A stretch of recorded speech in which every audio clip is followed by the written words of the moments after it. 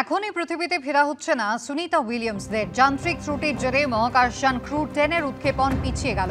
Crew 10-কে নিয়ে যাওয়া Falcon রকেটের হাইড্রোলিক সিস্টেমে ত্রুটি। আন্তর্জাতিক স্পেস স্টেশনে ক্রু 10 পৌঁছলে সুনিতা উইলিয়ামসদের নিয়ে ফিরবে ক্রু 9। আগামী 14 মার্চ ভারতীয় সময় সকাল 4:30 পর্যন্ত আর কোনো উৎক্ষেপণ হবে না বলে নাসা সূত্রে জানানো হয়েছে। পাম্প চালিয়ে উঠছে বিল। কেএসবি পাম্প বাঁচায় বিদ্যুৎ, বিলের প্রবলেম গেল। বিদ্যুৎ সাশ্রয়কারী জার্মান টেকনোলজিতে তৈরি কেএসবি পাম্প। পয়সা বাঁচাও, টেনশন ভাগাও। বৃষ্টি ঝড়ের পূর্বাভাস থাকায় মহাকাশযান ওড়ার ক্ষেত্রে বাধা তৈরি হতে পারে বলে জানালো নাসা। দেবীপ্রসাদ দুয়ারি রয়েছেন আমাদের সঙ্গে টেলিফোন লাইনে। দেবীপ্রসাদ বাবু, তাহলে কি নতুন করে অনিশ্চয়তা তৈরি হলো?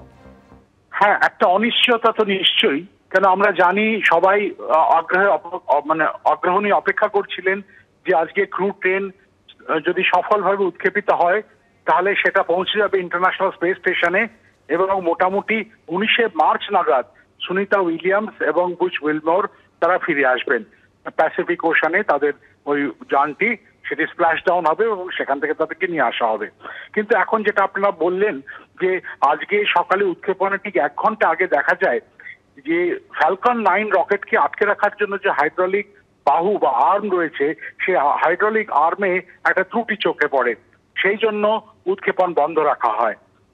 সেই ত্রুটিটাকে ঠিক করে আবার উৎক্ষেপণ করা যেতেই পারত, কিন্তু দেখা গেছে যে ঝড় আসতে পারে এবং এই ঝড় এবং বৃষ্টির জন্য আজকে অন্তত 13ই মার্চ এই উৎক্ষেপণটি হবে না এবং 14ই মার্চ সকাল 4:30-এর আগে এর কোনো উৎক্ষেপণের সম্ভাবনা নেই বলে নাসার বিজ্ঞানীরা এ পর্যন্ত জানিয়েছেন।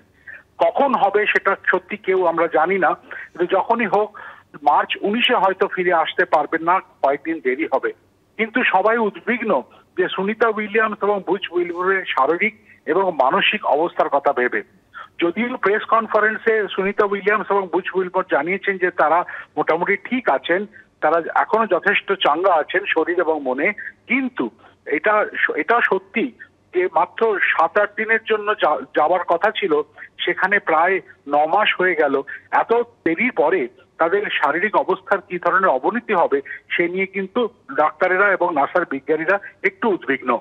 মনে রাখতে হবে তারা যখন সফলভাবে ফিরে আসবেন, যেটা আমরা সবাই আশা করছি, এই ফিরে আসার পরেও কিন্তু বেশ কয়েক মাস লাগবে তাদের পূর্ণভাবে সুস্থ হতে এবং সেই সময়টুকুনি তাদেরকে পর্যবেক্ষণে রাখা হবে বা যে গ্র্যাভিটি বা অভিকর্ষজ শূন্য অবস্থায় তারা যে ছিলেন সেখান থেকে পৃথিবীতে ফিরে এসে তাদের যে অসুবিধা হতে পারে শারীরিক, সেগুলো নিয়ে ডাক্তারেরা চিন্তিত এবং তারা সেইগুলোকে নিয়ে কাজ করবেন। তাছাড়াও মানসিক ব্যাপারটা তো রয়েছে। যদিও সুনিতা উইলিয়ামস এই 2 দিন আগেই জানিয়েছেন যে তিনি কিন্তু খুব উৎসাহী ফিরে আসার জন্য। তার উদ্বেগ নেই, তার মনে হয় তার উদ্বেগ তার বাড়ির মানুষদের বেশি তার থেকে। সুতরাং সেদিক থেকে আমরা আশা করি সব সুষ্ঠুভাবে সুন্দরভাবে হবে।